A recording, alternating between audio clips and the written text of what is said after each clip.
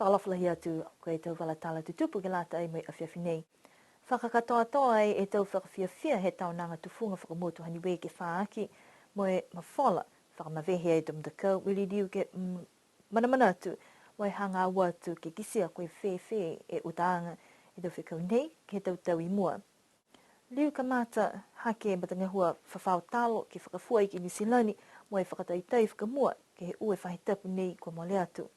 Tō mawhala tau ki whanga maui koe hingoa haku ko Pilitome kua ofofongia tu tangata he motu ke whakausia ki ai e taunanga kai hanga watu fuki ki e tātu ke whakakisi ai ke whalua tau motu kehe.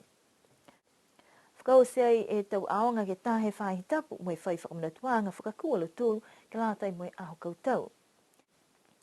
Kua whakausia ai moe whakamaupopo e taunanga tufunga whakamotu ke whaa ki haniwe moe mawhala ki he awhiawhi aho tu loto he whahitapu e kumole atu.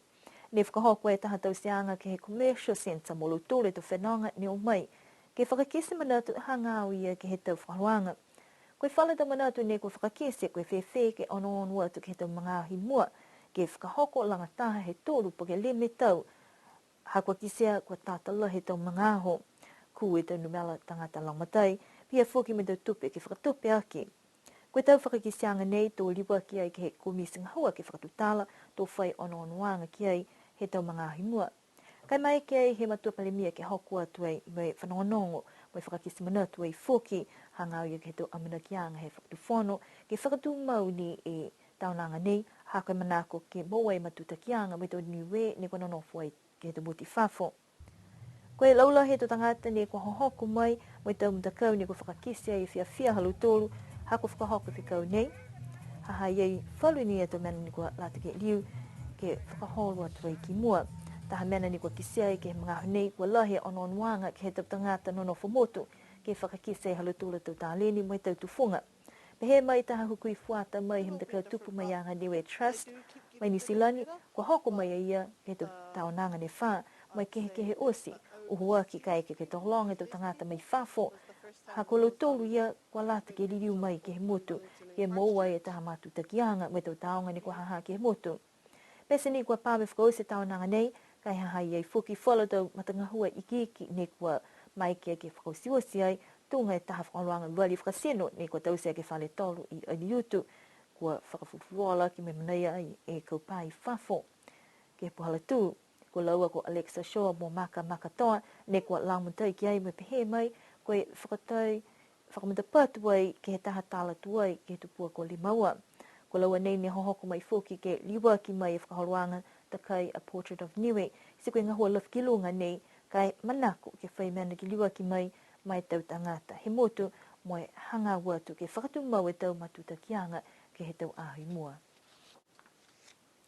Ko liu ka mata haki tuai e matangahua whawhau talo ke tātu ai he whakalele ke he motu nā ko New Zealand. Koe ue whahitapa nei ne kua mai ke whakawhanua tuai e tau tangatalo mo e tau puha talo. Kua halu mai whakamamoko ke whakatau ai tau tangata New Zealand. Kua lewa lahi e nā kai whai matangahua whawhau talo mai longa fuke tau lekua ke he tau mga kua mole mai hane whai ngahua ki kisia. Koe mitaki whewhe he tātu ai he whakalele pia fuki mo e tau mena whakamole mo e tau mena moa mai mua te ke lata mo e tau tangata ngā hufunua. Koe tau fuafuanga he talahau mai he tahe te hukui ni koe tau se whakaroanga nei, kua manako ke whawhau ai e tolu siau kilo ke tahe wakalele, mo i toki sia koe whewhe e tau mtangahua nei ke matutaki atu whoki. Whakatutala mo i tahe hukui he mtakau whawhau talo, hangau ia ke he tau whakatokanga he mga honei. Kai mga honei ka hawhangi tau tangata ne whai talo, kai hea wiko ni ka ke kumi ko hene whai talo, si whakahoa ha koe mga honei, ke kau pā mai ni e tolu siau kilo ha, nukua mai ke ota. Ke mga honei, kai ke ni ka ke i katoa tunga he tu pakamore, ke ono ne tang, koe te hanga mitaki mga honei. Kai mitaki ni ka pehe morea ngō furu, ka kau pā mai he ua furu, ke lata mai mga honei. Tau talo ni ei hanga mitaki ke moa he grade 1 ni ka, uta fuki ke haru, ke tuke pini whakaputu, ke uta he mongo ka pehe kuai, tunga au nei ka ai mua e tangata ke whawhau au nei. Mua te tau ka e shipment nei, Ako mna holu nei si tau ka whakatau ke nga stanga mna tandala nga stanga. Ke sia ua furu he homalia me kilo ya. Ke pin, ke mda kawi ke tālari mo furu. Lalu hi whakatose tālari mo furu he tahi kilo ya. He nga si pin ya. Lo ke he moia tangata o funua. Lo ke he moia wakaere. Ke he moia ha i ofisa ni whamapopu to koron. Ke tātu he wakaere. Si koe tau he tālo he mga nui i nei. Tō lere ke pūrangi. Koe mole whakauta he tanga. Koe mole whakatosi e 5 tālahi kilo. Ka uta he pini. Mda kawi ke onda lani mo fu e kilo ya ke hu ki lote wa kale ya sipi he ko mene ni ta uka i hopi ni silani Longana mai alo tulu ne ko tuku atu ke whakafue to talo nei ko la he manako mo holomitaki e mga whakapā nei kai to kisikisi atu gai mo moa tau manatu mai alo tulu ne ko whakatau ko taha mena ni ko manako ke iloa foki ko whihe tamina moa ke lata mo e tangata tō talo tō lalafi atu ki lunga whalu ta mena whakamole foki. Ngau negu ua tāla ua fure kilo he talo mitaki.